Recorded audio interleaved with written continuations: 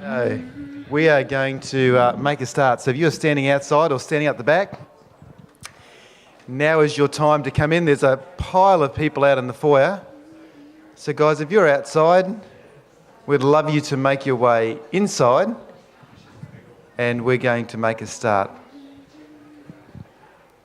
We have several announcements just to get rolling this morning, and I'm going to start off with Craig, and then Steve's going to follow him. So Craig, come on up.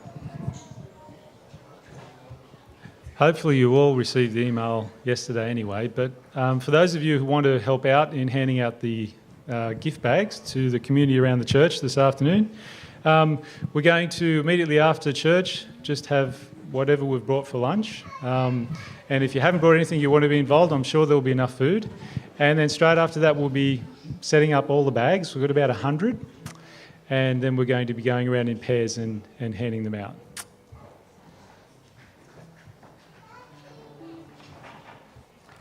Hopefully, again, you'd receive email yesterday, and that would have included the Three Angels catalogue that we finally got ready. I hope you've had a look. I think Belinda, who's done our website, she prepared this for us, and I think she's done a fantastic job. In the Christmas letter I've put down, not all of us can do great things, but we can do small things with great love. They're not my words, they're Mother Teresa's words, and I'd like you to think this Christmas if you can do something. There's a variety of items for the Safe Haven home, for the children's home, for the school, and for the radio outreach as well. There's items that range from $5 or $10 right through, and you can buy a bunch of those. There's a page at the back that you can fill in as many boxes as you like. Most of this is tax deductible, and I think, we've over the last 3 years supported Three Angels hugely, and it'd be great to be able to support them again for the Christmas appeal. Thanks very much. Before I go, there's a lot of copies. It's all gone to everybody who receives the Charlestown Bulletin email. If you don't, there's some printed copies at the back. If you don't get that and you don't pick one up, just remember, just email steve@steveraymond.com.au and I can send you one. Thank you, Steve. Bogdan there he is.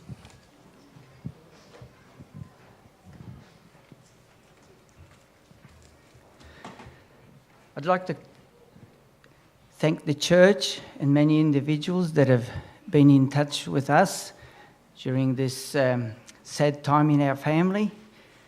My father's passed away.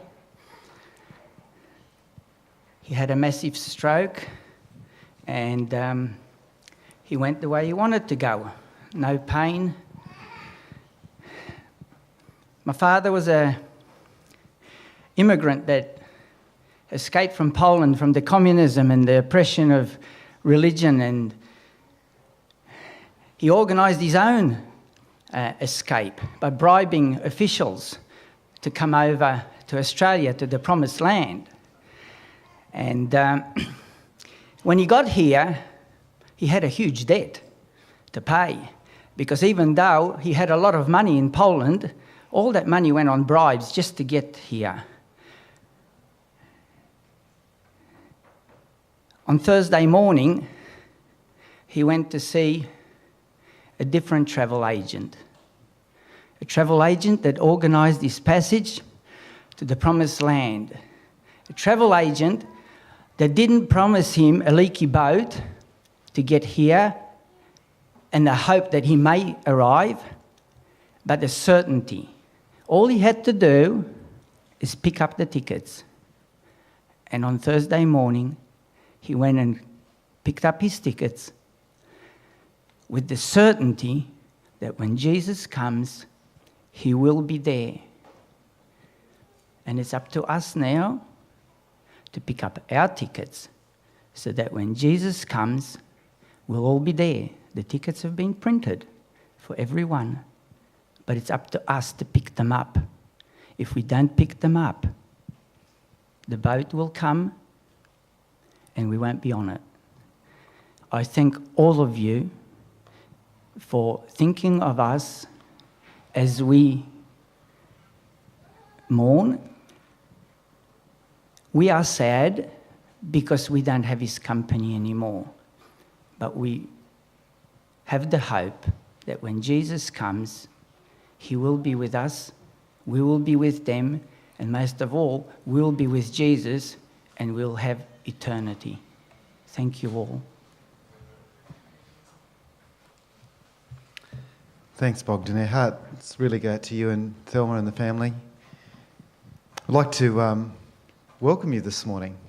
I don't know who's got a bigger smile on his face, either Bruce or Tanya or I, or it could be just pure relief. A school year has been finished. Hallelujah for that. It's been a great year, ups and downs, but a great year. It's always a good year. And we're just delighted to get, for us, to the end of this year. And the best part is to get to the end of a week and to have Sabbath.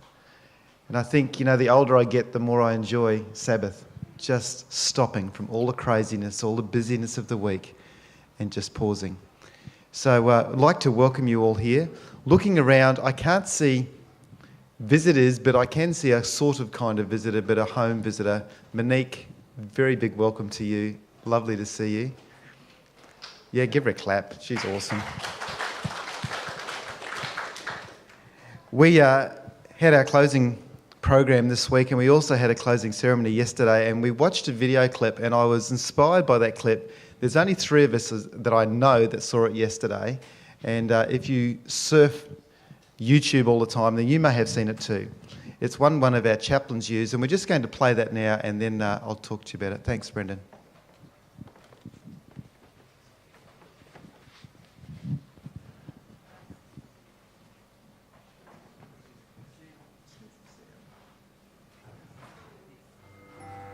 On the eve before flying, the guests were in their beds. Visions of traveling danced in their heads. While out on the runway, something secret had arrived. It was left in the lounge. 'Twas a Christmas surprise.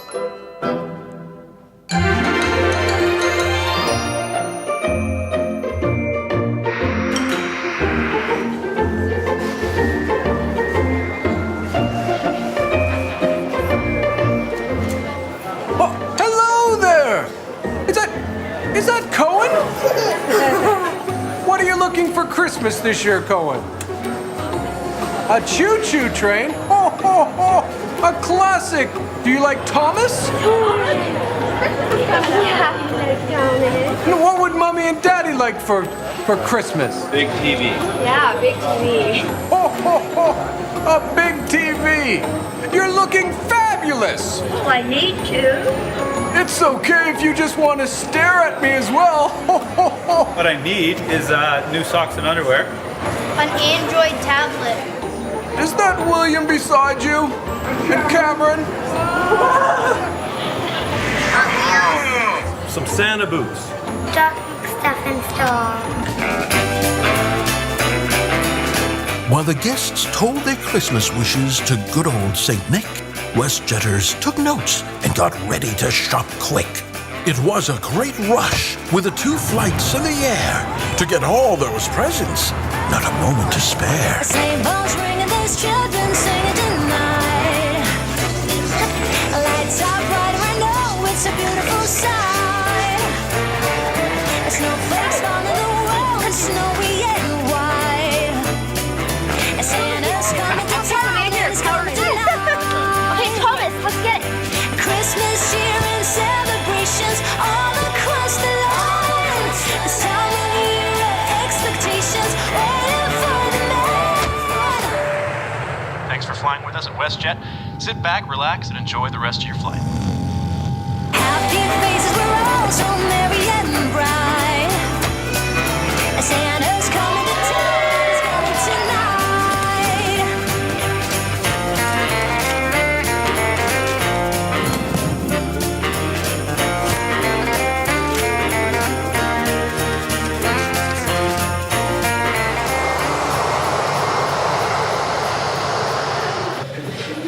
But was everything ready? We all had to wait for the moment of truth at Carousel 8.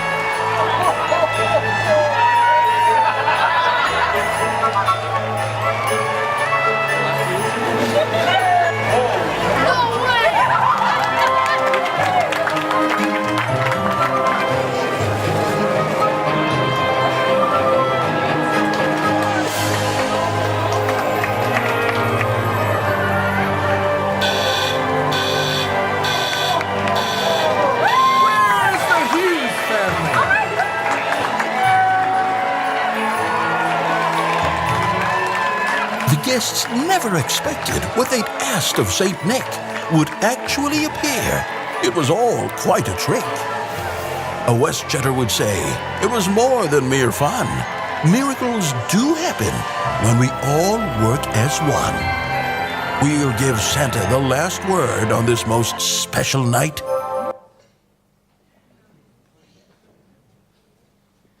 Well, I hope that gave your heart a thrill like it gave mine when I watched it. You know, I hope your next week is not a mad, frantic rush like that. But I guess Christmas is about giving.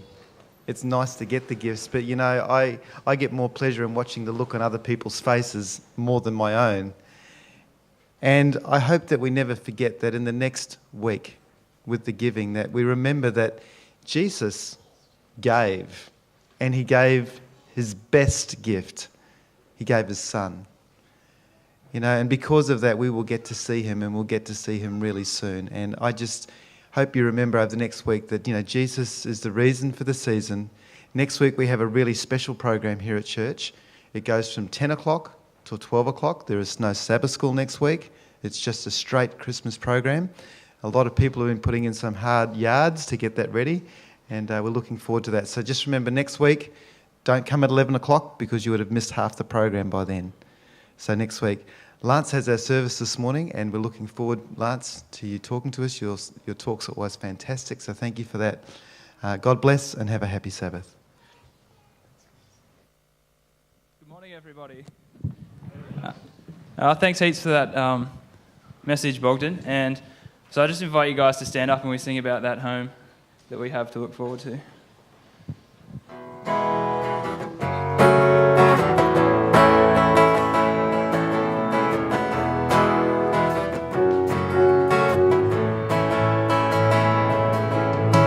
Into your courts I run with praises flowing from my heart. Every day I wake I sing your song. It's the anthem of my life. I want to spend my days in your presence, Lord, just bound before your throne. In the house of God is where I find my peace. It's where I find my home is heaven. One day, Lord, I will live in your courts. You'll find me in worship at your feet. Hide me now in the shadow of your wings. It's where I will be. It's where I will be.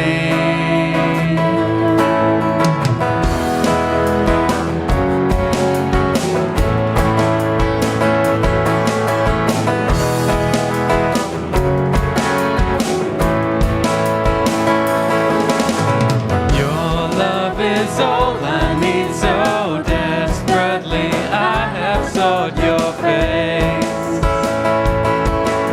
I know you hear my every cry and petition that I make.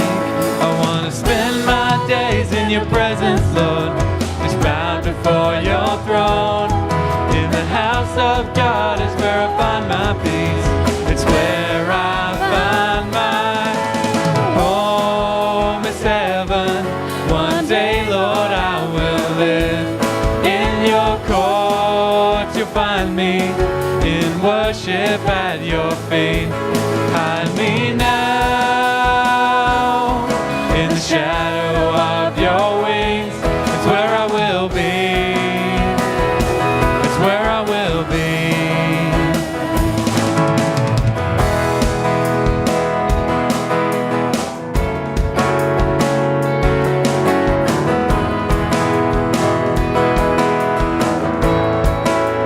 Sing it to God.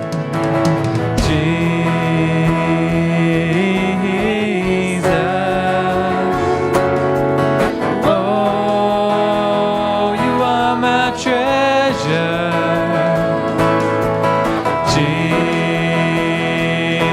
Jesus, oh, you are my treasure.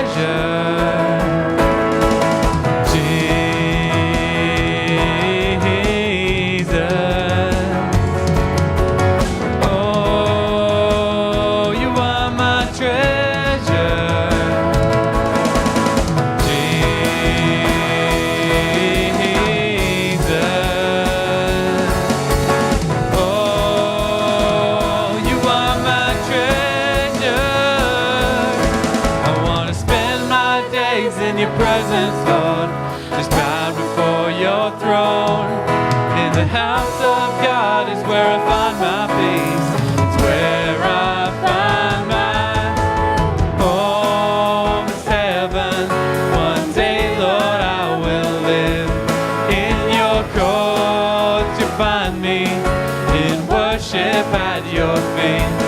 Hide me now in the shadow of your wings. That's where I will be. That's where I will be.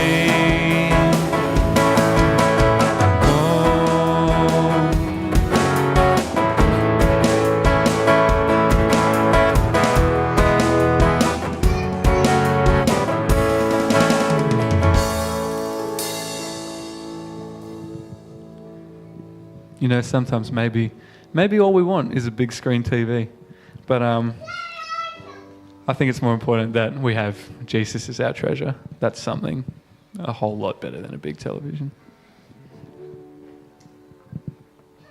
This is a new song called Freedom, and the chorus is really awesome, and it's basically talking about saying wherever God is, wherever we go, wherever God's Spirit is, there is freedom. And I just want you to really, really think about just what God's sacrifice for you it means.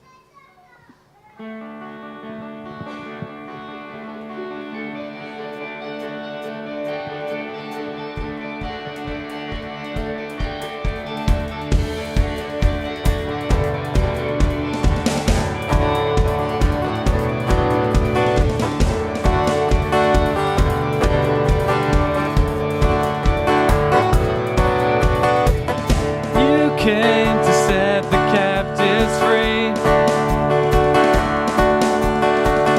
You came to bring us liberty. My sin and my rejection, your blood and my acceptance, and now I'm alive to bring you praise. 'Cause where the Spirit of the Lord is,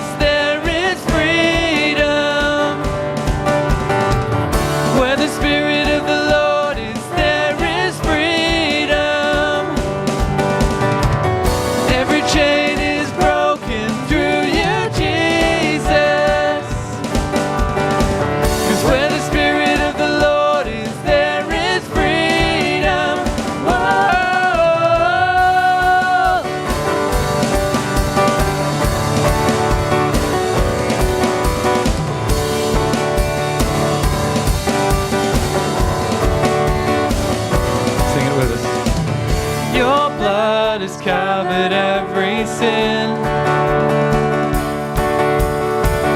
Your grace empowers me to win.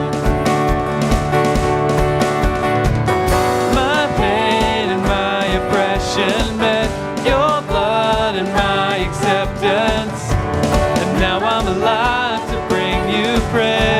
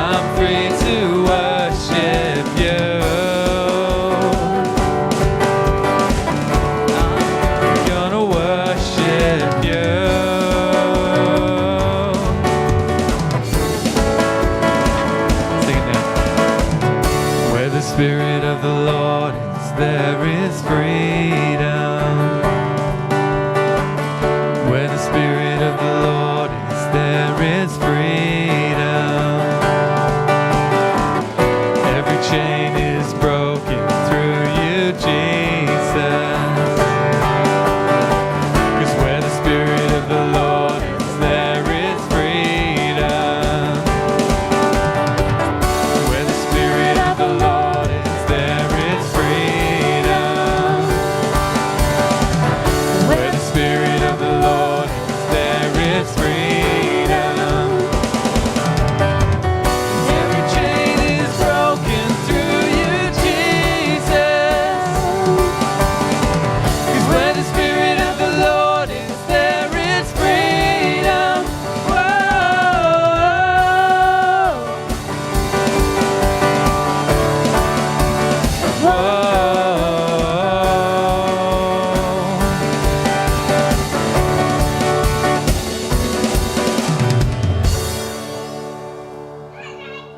Thanks for worshipping. Please take a seat.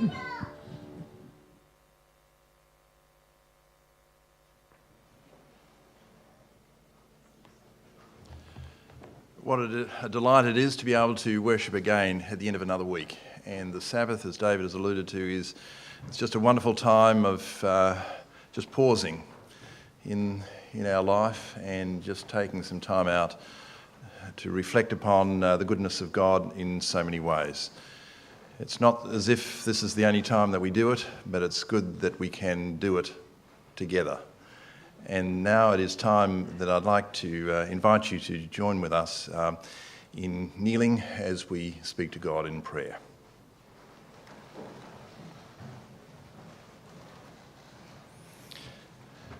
Our Father in heaven, at the beginning of this service, we want to acknowledge your presence with us. We're so grateful for the knowledge that you are always near to us.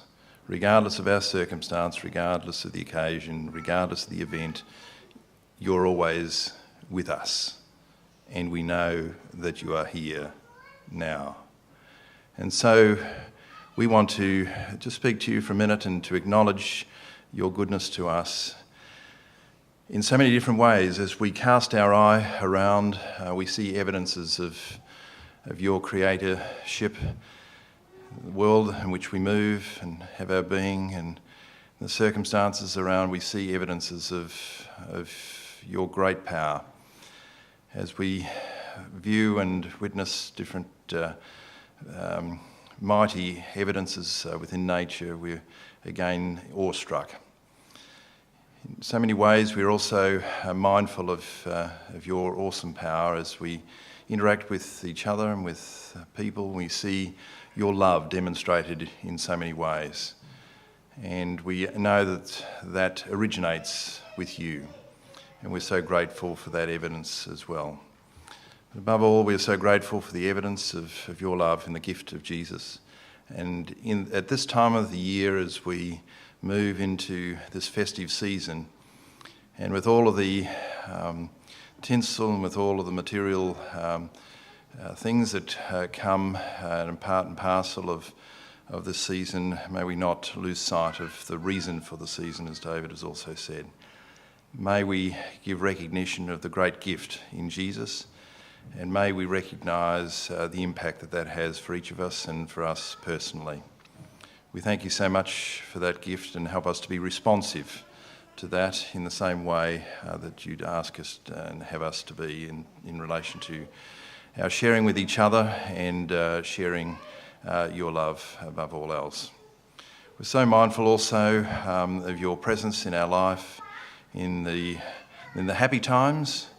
We see evidences of that in the children that are running around here and the joy that they bring to their families, the joy that they bring to us as a community, and the joy that they bring in general. We see the uninhibited and loving nature and the carefree spirit, and we're mindful of that creatorship again. But we're also mindful of your presence in times of sadness, and we're very mindful of the circumstance of the passing of Mick, and we know the sadness that brings to loved ones that remain, that hold him so dearly. We recognise that Mick is but asleep now, waiting your return, as Bogdan has said. But we pray that your care, your presence, will be evident and surround the Vajonic family at this sad time. May they sense your presence, may they be able to draw upon their faith in you, to know that you are there as the comforter of all comforters. We're also mindful of our shortcomings, our Father, and we need your forgiveness. We recognise that we have such frailties in our life, and we're so grateful that you see beyond that you accept us just as we are, that you are mindful of those frailties, and that you are more than willing to forgive. And I pray also, our Father, for your blessing upon each person here. We come with varying needs. You know the state of our minds, you know the condition of our hearts, you know the special needs that each of us have, and they will vary from one person to another. And I pray that in a special way that each person here will understand that you understand them and understand us, and that we can draw upon your assurance, your blessing, the peace and forgiveness that comes to each of us. And so, our Father, as we move into the balance of this service, as we listen to Lance, may his words be blessed by you, that indeed it will speak to our needs here this morning. And so, as the psalmist says, as the deer pants for streams of water, so my soul pants for you now, O God.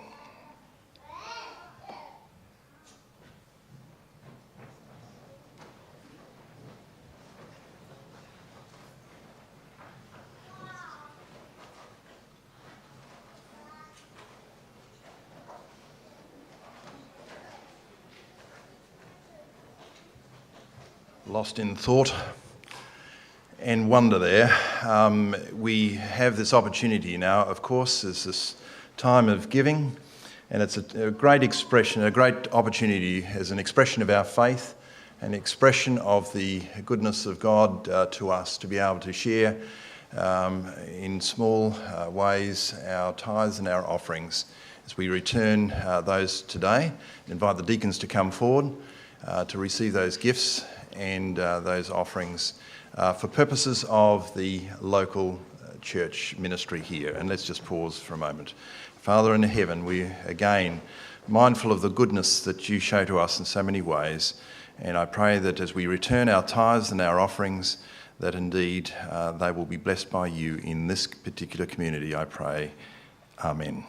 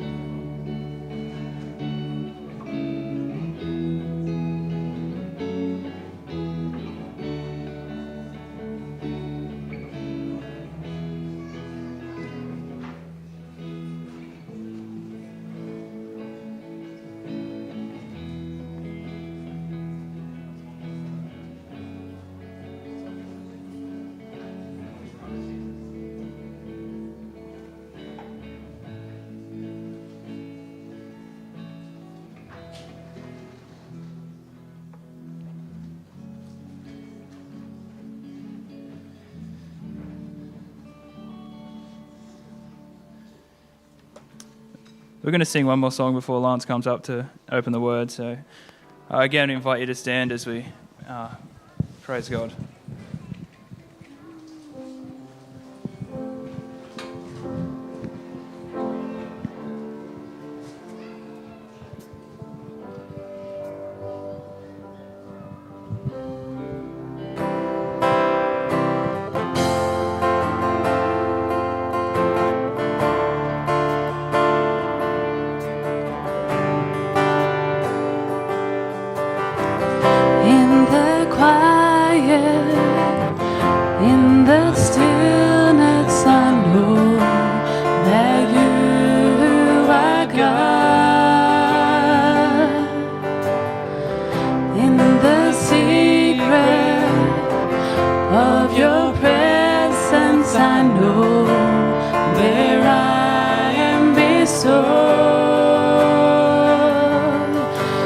When you call, I want.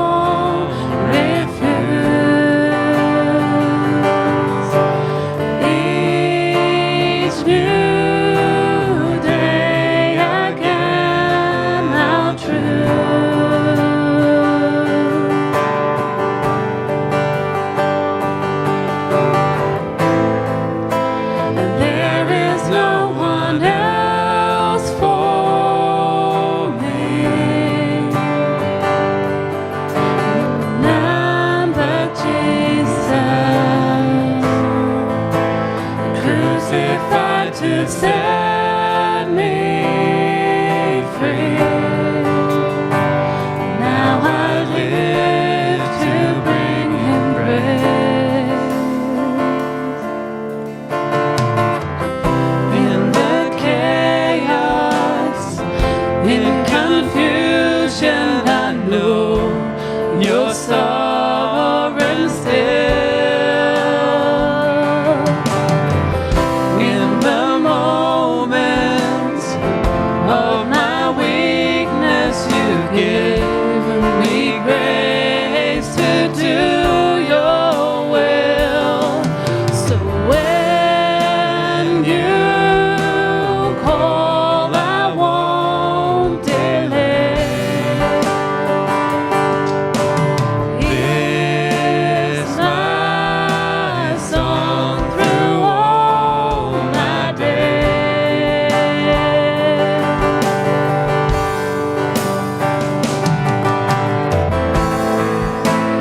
There is no one else for me, none but Jesus, crucified to set me free. Now I live to bring him praise.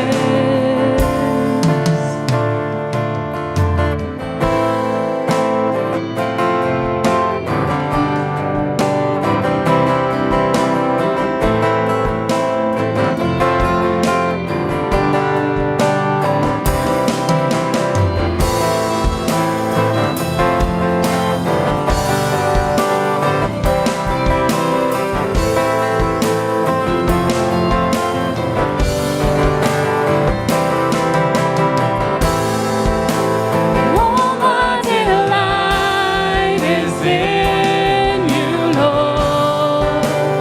All of my hope, all of my strength, all my delight is in you, Lord, forevermore.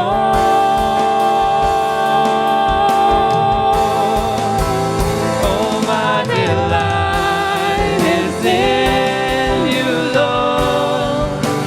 All of my hope, all of my strength, all my delight is in you, Lord, forevermore.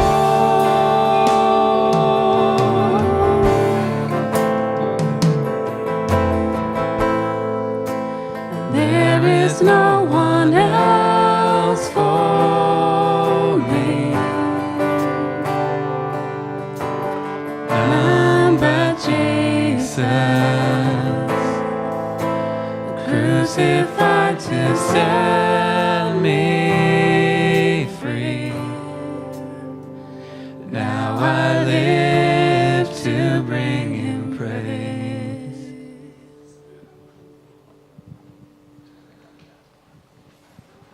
Thanks.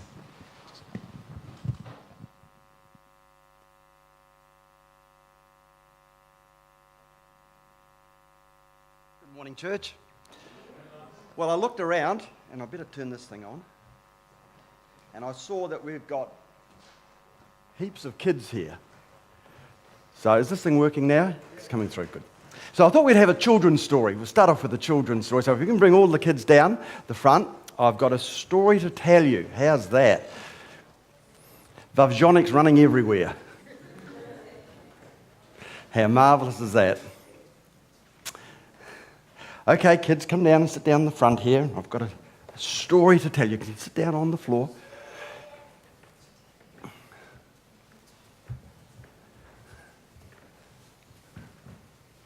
Now, I want to tell you a story about a little boy. And we only know stories about boys, don't know too many stories about girls. But this little boy, we will call him Arthur. Now Arthur was like this little Vavjonic, into all sorts of mischief. Now, at Arthur's house, they had a miniature apple tree. apples that big, only little. It was called a crabapple tree. And Arthur used to see if he could swallow them whole. And he could say very proudly to his friends at school, I swallowed an apple whole. Well, one day, this apple tree was sitting in the garden and all the apples had fallen off the tree and they were sitting at the bottom of the tree. And a fire engine was sounding its alarm. Woo! And this fire engine was coming past Arthur's house in the little town of Springston. And as the fire engine went by, Arthur and his little brother went running out to meet the fire engine to see it go by, because this is always very exciting. And as they happened to run past the crabapple tree, they scooped down and grabbed a handful of crabapples.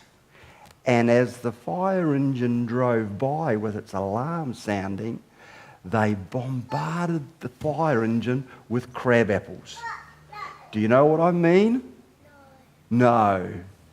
They threw crabapples at the fire engine. Now, girls, I can see you looking in absolute shock. You do not understand this. Boys do. They didn't mean to. It just happened. Girls, you plan to do what you're going to do. Boys don't. They have no idea what they have done. So much so that when the fire engine went down the road to the fire, Arthur and his little brother walked down to watch it.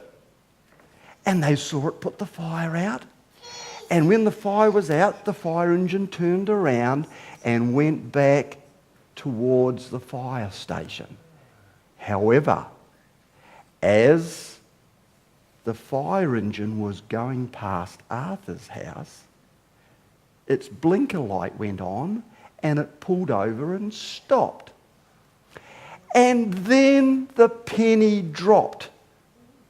Arthur all of a sudden realised, oh, I think we may have done something wrong. It took that time. Well, it happened that the fire engine driver was a friend of Arthur's dad, and his name was Desi Belcher.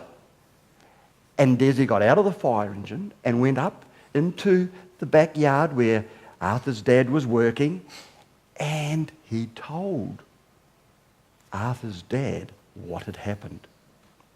Well, by now Arthur and his brother had arrived home, and there was Dad and Mr. Belcher waiting outside the front gate to show the marks on the fire engine that the crabapples had made. And there they were, dotted all around the open window. Lucky none of the crabapples had gone inside and hit the fire engine driver. Well, Arthur's dad said, I will deal with this. And when Mr. Belcher left with the fire engine and the other firemen, he said, okay, Arthur, what are you planning on doing on Sunday? And Arthur says, I'm planning on going snow skiing on Sunday. And Arthur's dad said, I've got jobs for you. No snow skiing for boys that throw crabapples at fire engines. That's exactly right. That's exactly the truth. That Sunday morning, Arthur's dad came in and you have been skiing with Daddy, and Arthur wanted to go skiing too. I'm sure that you're a great skier. And Arthur's dad came in Sunday morning and he says, what are you going to do this morning? And Arthur says, I guess you've got a lot of jobs planned for me. He said, quickly, Uncle George is leaving. Grab your skis and your hat and your gloves and off you go. I have forgiven you. And Arthur never ever forgot that. Yeah, oh, were you? Pleased to know. And Arthur never forgot that He knew he had done something wrong, but his dad had forgiven him. And Jesus forgives us too when we do naughty things. And he makes big surprises like that too. So I hope that you learn something from that story, especially that you can go skiing with your dad. Thank you, boys and girls. Off you go. Back to your seats. Well, in the famous words of George W. Smith, he said, "We've got him." And there they showed on the television set a photograph of a hole and a bearded, long-haired, miserable-looking character looking out of that hole up into the stunned sunlight, and there was Saddam Hussein. We've got him. And I remember those words so clearly. Well, congregation, this morning, I'd like to say, we've got him. And when I looked into that cage and saw this pink little nose looking up at you, and we saw Saddam Possum caught in the trap, we knew that we had got rid of the pest out of our church. So during the week, we have got him. We still own him, because I actually let him go onto EK Avenue, into our bush there. It's our property. We can let a possum go on our property if we want to. So he is now running free on EK Avenue. But hopefully that'll stop the mess that happens in this church and the theft of food. We have got Saddam Possum. When the pastor gets up and preaches, and he says, "I would like somebody to stand and give their testimony." You know, I always cringe. I just think, oh, that's not for me. I so much appreciate other people's testimonies. And I can sit back and I can listen to testimony after testimony of what the Lord has done for in people's lives. But for myself, I don't. I guess I just sort of think, I don't really have anything important to tell. My life is a pretty casual sort of a life. I don't have too many dramas. Nothing much happens. What have I to say that would be of inspiration to a congregation in a testimony? And so I don't. But I got to thinking during the week that if a testimony is just simply about how Christ has led me throughout my life, if that's what constitutes a testimony, then what I have to talk with you this morning is my testimony. I grew up in an Adventist home. I was a fourth generation Adventist on one side and a third generation on the other. And my parents were a unique blend of conservatism and liberalism.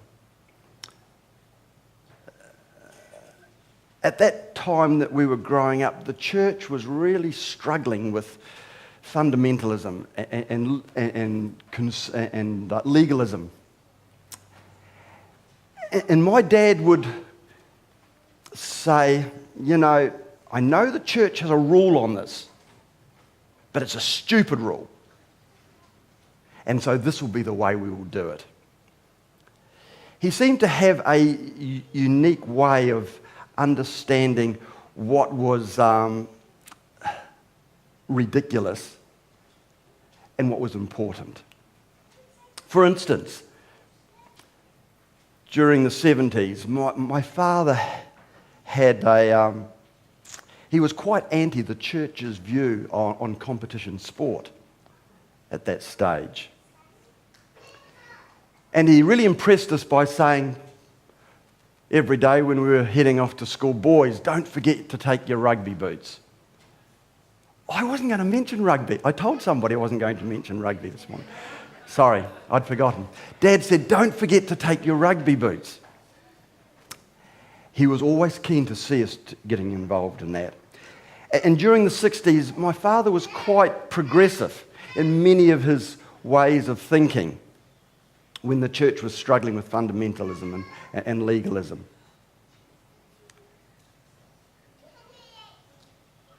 And I guess trying to bring up 4 boys in a family back in the 60s and 70s, my father had to be fairly realistic about the expectations that were placed upon us. Now, this may come to some of you as a surprise, but when I was a little boy, I really did want to do what was right. You can stop your sniggering, but I really did. Maybe I was scared of the alternative, I'm not sure. But there were times when facing the temptations of adventure were far too strong for a young boy such as myself. And I believe that I actually had possibly more hidings than my 3 brothers put together. And even looking back on those, I still have no resentment about the hidings, any of the hidings that I received. After we finished primary school, where we attended a little country school in a town called Springston, just out of Christchurch, my parents decided to send me to the Adventist school in Christchurch in town. Now, it was an hour-and-a-half trip each way, and we had to catch 2 buses. So it was quite a journey. And I enjoyed immensely the 3 years that I spent at the Adventist school in Papanui Central, as they called it in those days. I am so grateful to the teachers of that school, the Christian teachers, because it was during that time that I believe were possibly the most mischievous years of my life. And to have the guidance and care of Christian teachers was a real benefit. In the first year of my high school, the church pastor came and he took an assembly. And at this assembly, he asked those who would like to begin Bible studies in preparation for baptism to put up their hands. I noticed that there was quite a cute girl in my class that put up her hand, so I did the same. So eventually baptismal classes began, and there was 2 great advantages of having baptismal classes during school time. The first one was I missed out on quite a large number of classes. The second advantage was I felt that I was making some inroads with impressing this young girl. Well, the baptism was planned, the Bible studies finished, and I was going to be baptized tomorrow. Friday evening, we were sitting around the tea table, and Mum looked out the window and says, "Oh, the pastor has just turned up." Now, for the pastor to just turn up on a Friday night means an hour's trip. So the pastor normally didn't turn up Friday night just to have a chat to Mum and Dad. And Mum said, "I wonder what the pastor is doing here." And I said, "Oh, I think I may know. I'm getting baptised tomorrow." "Oh, are you?" says Mum. "Yeah, I've just finished my studies." "Okay." The pastor knocks on the door and Mum ushers him in. Now, I must point here that my father was, of that church, the head elder. My mother was the head deaconess. So I am sure that this pastor was walking into this home with a fair amount of confidence. After the usual pleasantries were exchanged, they sat down and the pastor said to my mum and dad, "Well, I guess you're going to be very pleased and proud to know that your son Lance has taken a stand for Christ and is going to be baptised tomorrow." To which my parents replied, "Well, I guess you're going to be very disappointed to know that he's not." And I wasn't. I did turn up to the baptism, and I know that a few of my friends said, "I thought you were getting baptised today. What's happened?" And I do not recall the answers that I used. I'm fairly certain that I didn't say, "My parents won't let me." But I came up with some sort of plausible excuse nevertheless. And I didn't get baptised. You know, when I was really young, I wanted to do what was right. But I really didn't understand. I couldn't comprehend it. I couldn't comprehend the grace of Christ. I didn't appreciate the power of the Holy Spirit. My life was a life of fun, adventure, excitement, mischief, and plenty of hidings to keep me in line. You know, there's a text in Romans, and I just want to turn to that, Romans 7. And this explains so clearly how I felt. Romans 7, verses 15 to 17. And I'm going to read that to you. I know it's Paul talking, but this is the way, as a young person, I felt. I don't understand myself at all, for I really want to do what is right, but I don't do it. Instead, I do the very thing I hate. I know perfectly well that what I'm doing is wrong, and my bad conscience shows that I agree that the law is good, but I cannot help myself because it is sin inside me that makes me do all these evil things. That was the end as far as I was concerned. That was finished. I cannot understand why I do these things. I cannot understand why I get into mischief. I cannot understand. And I remember when Mum had just finished giving me a hiding, and I said to her, "Mum, why is it always me that does something wrong?" I could not comprehend what it was. Bruce, stop laughing. You know, I wished then that I had been able to understand the rest of the book of Romans. But at that stage of my life, that is all I understood. When I was a teenager, I read a book by the name of, by an author whose name was David Wilkinson. The book was called The Cross and the Switchblade. And it was about a pastor who felt a burden for the gangs of New York. And there, when he was ministering, he met with a guy by the name of Nicky Cruz. And Nicky Cruz was the leader of a gang called the Mau Mau's. And David Wilkinson approached Nicky Cruz and spoke to him. Now, Nicky Cruz had been the son of abusive parents. At the age of 15, they kicked him out of home and sent him off to live with his brother in the Bronx. Within a few months, he had risen to being the warlord of a gang called the Mau Mau's. And David Wilkinson, when he was preaching in this area and ministering, he met with this gang and he talked to them.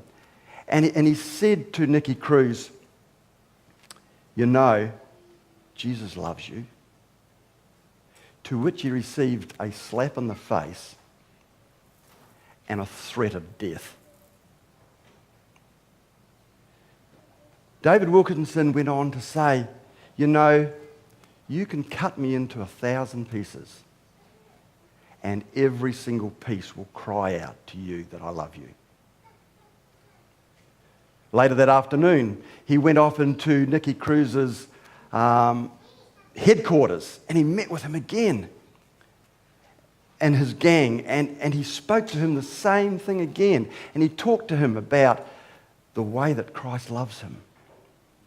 And Nicky Cruz, once again, slapped him and uttered his threats.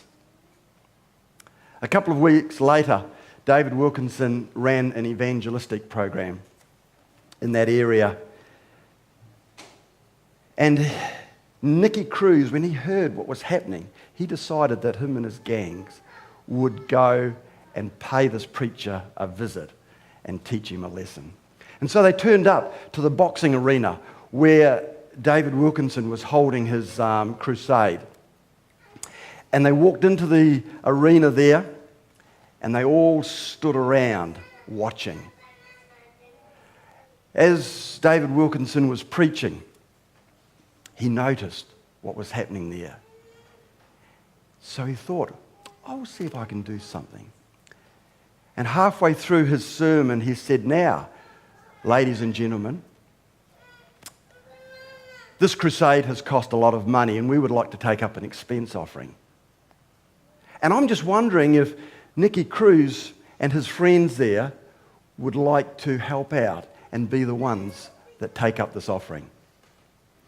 Nicky Cruz sprang to his feet, and he grabbed all his gang members, and they went right the way through the audience there, demanding people put money in the plate. They went out the back with quite a substantial amount of money. It was quite a good offering that day. And as they went out the back, they saw the sign that said exit. And they decided to make a bolt for it with all the money. It was just before they were about to go. Nicky Cruz, there's a thought came into his mind. He said, do you know, this is the first time in my life that somebody has trusted me. And when the elders went out the back after the preaching had finished, there, much to their surprise, was Nicky Cruz and his gang members standing there with all the money ready to pass it on to David Wilkinson. At a following meeting, David Wilkinson made a call, and Nicky Cruz and the gang was still there. And he asked people to stand and give their lives to Christ. Nicky Cruz and many of his gang members stood up and dedicated their lives to Christ.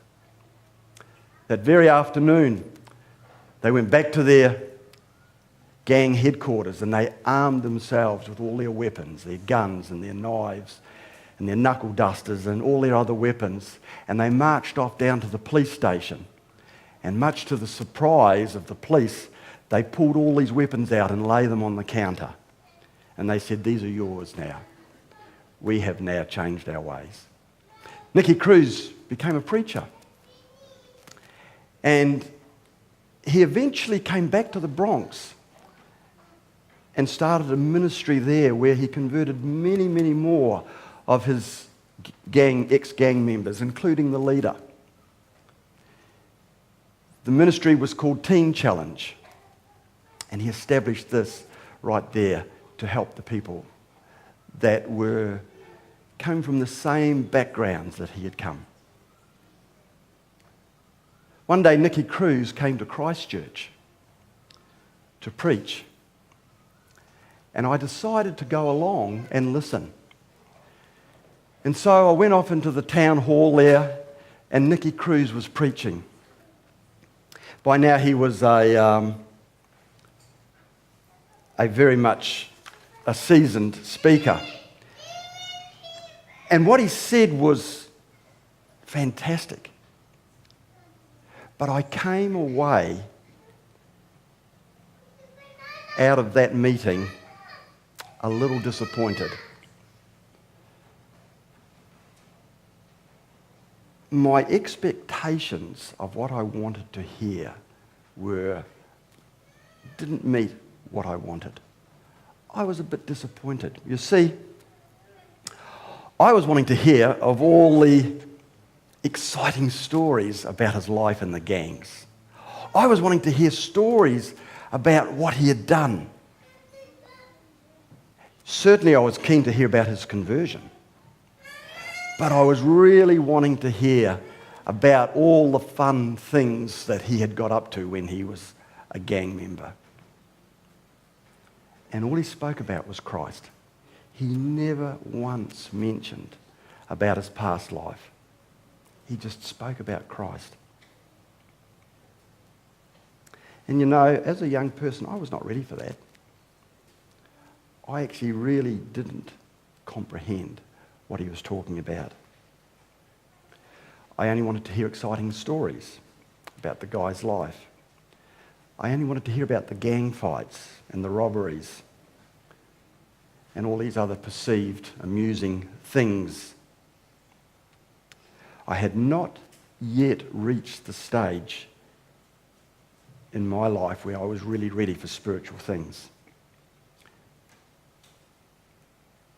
You know, my parents were really wise in not allowing me to get baptised when I asked. They knew where my mind was. They understood me better than I understood myself. They knew that I was not ready for Christ. But yet, the Lord had never stopped working with me.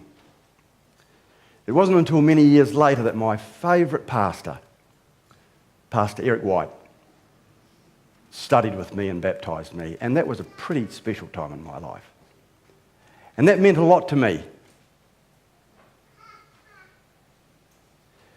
And there were no cute girls in the baptismal class. A couple of years before I was baptised, something incredible happened. And I want to call this the tale of two camps.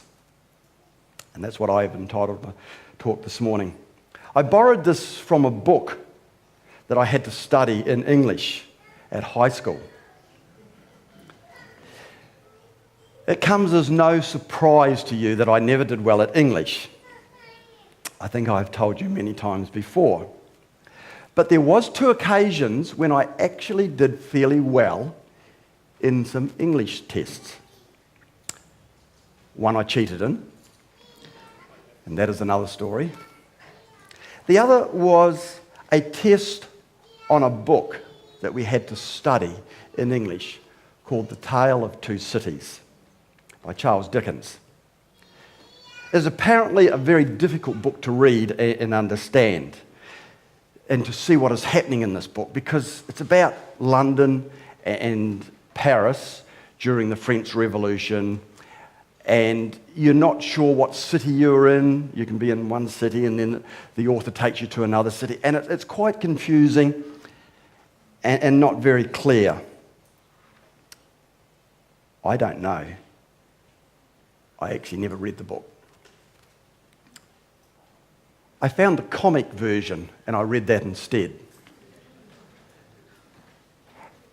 And it was so clear to me because I saw the pictures and I understood exactly what was happening. And when I had to sit the test on this book, I could visualize so clearly what was happening. And much to the surprise of myself, and I'm sure my teacher, I did exceptionally well in that particular test. And so now, Tanya, I firmly believe that reading books for English is a total waste of time. Just give them the comic version instead. That'll do. And so I've entitled this sermon from that experience, The Tale of Two Camps.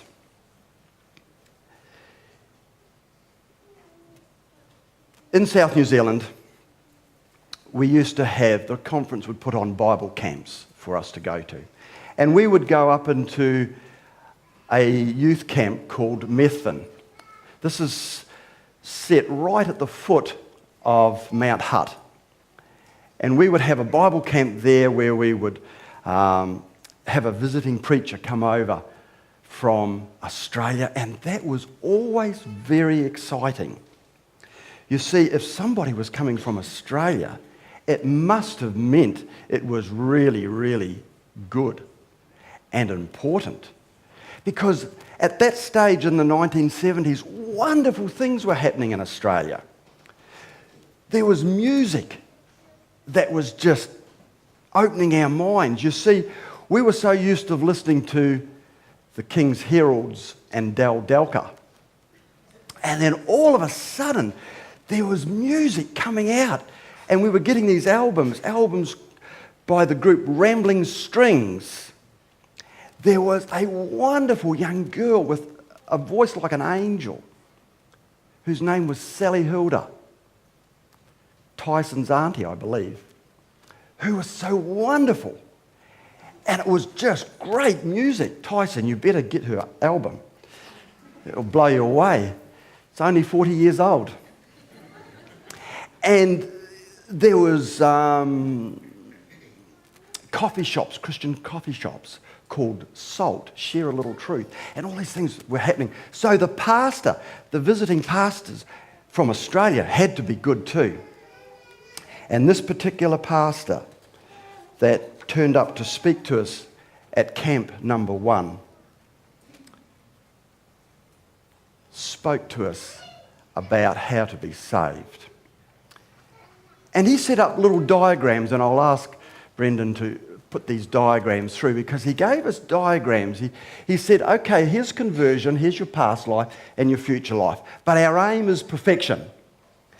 But the past life is our previous sins are forgiven, and our future life, he gives us the Holy Spirit to help us overcome. Next slide.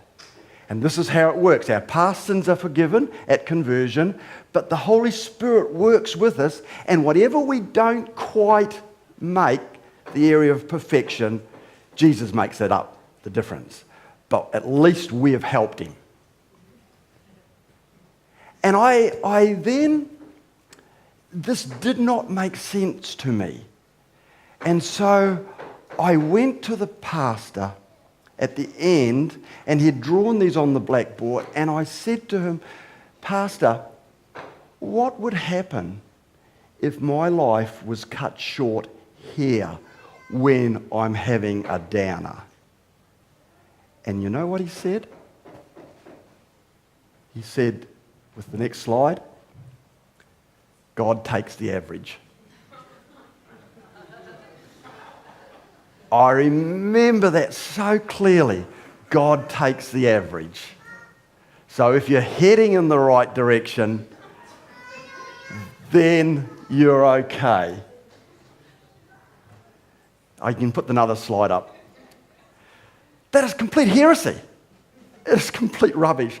And at that stage of my life, I knew it was wrong, but I didn't have another alternative to believe in.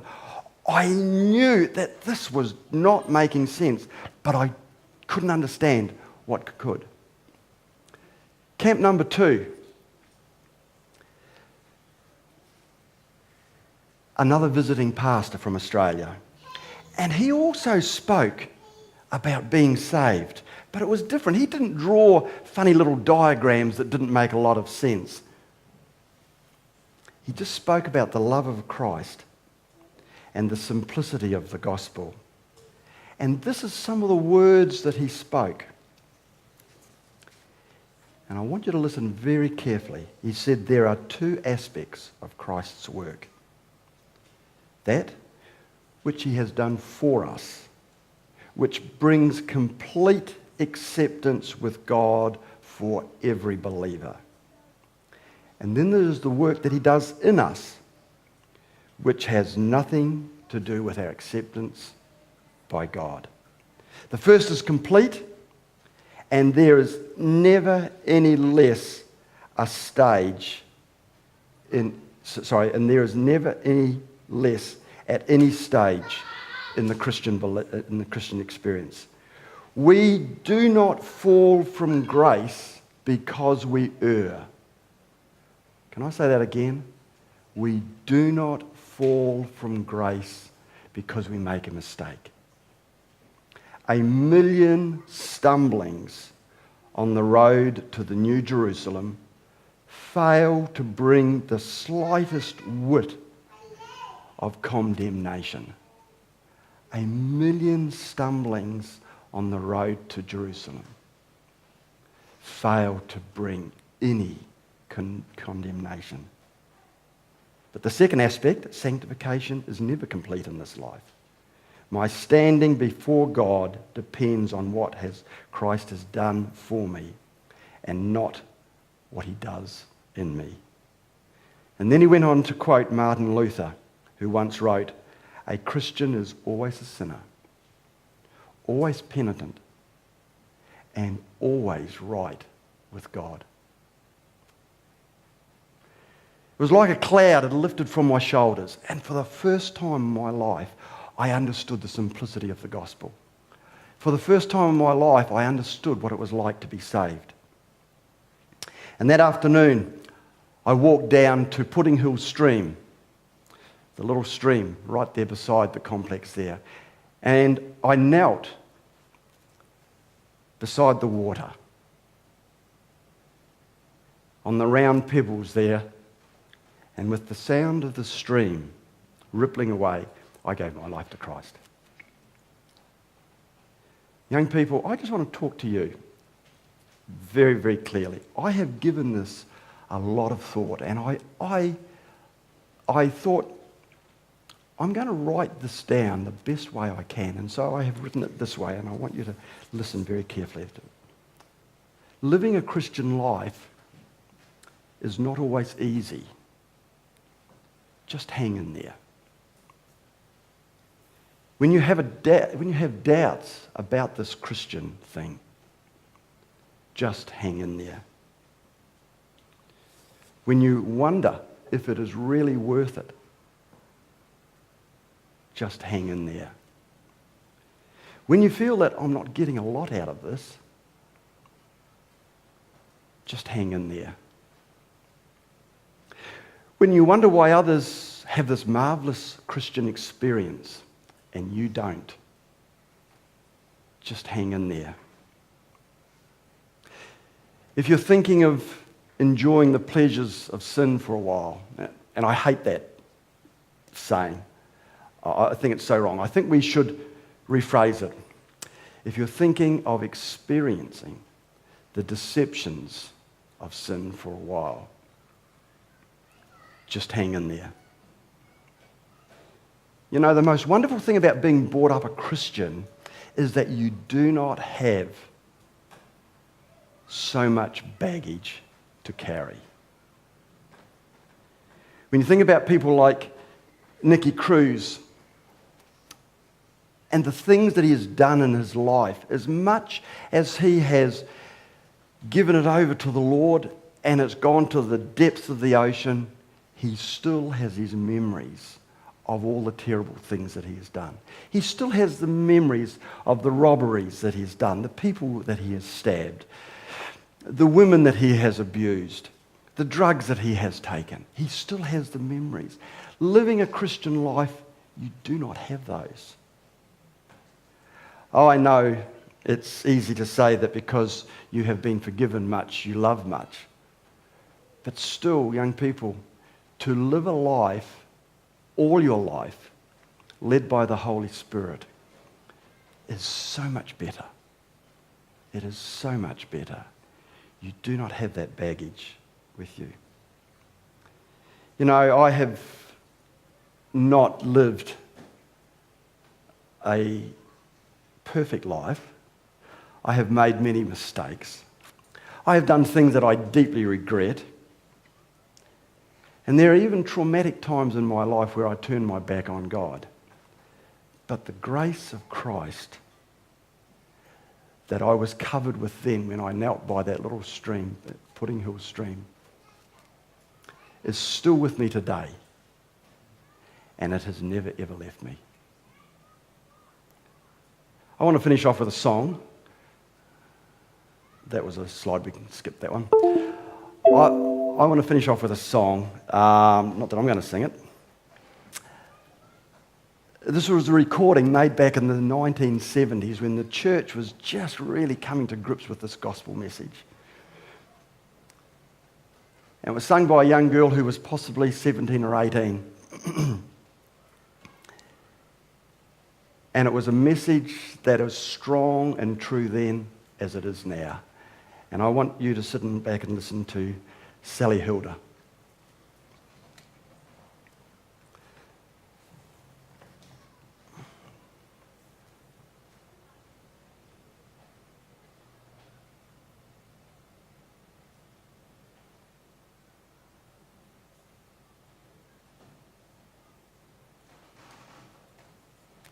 How you going with it?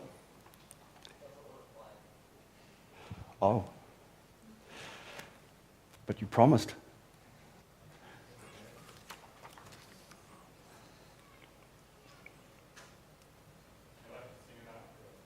I will.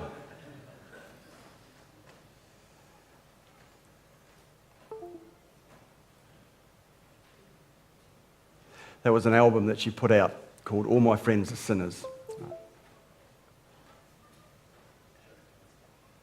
And I will not sing it.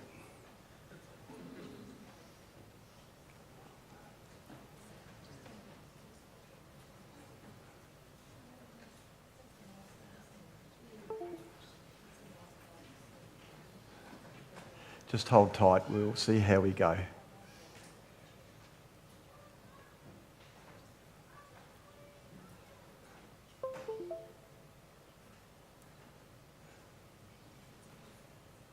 Other than that, you'll have to go into iTunes,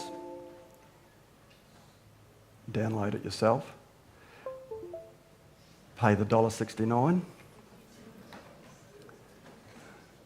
and listen to it.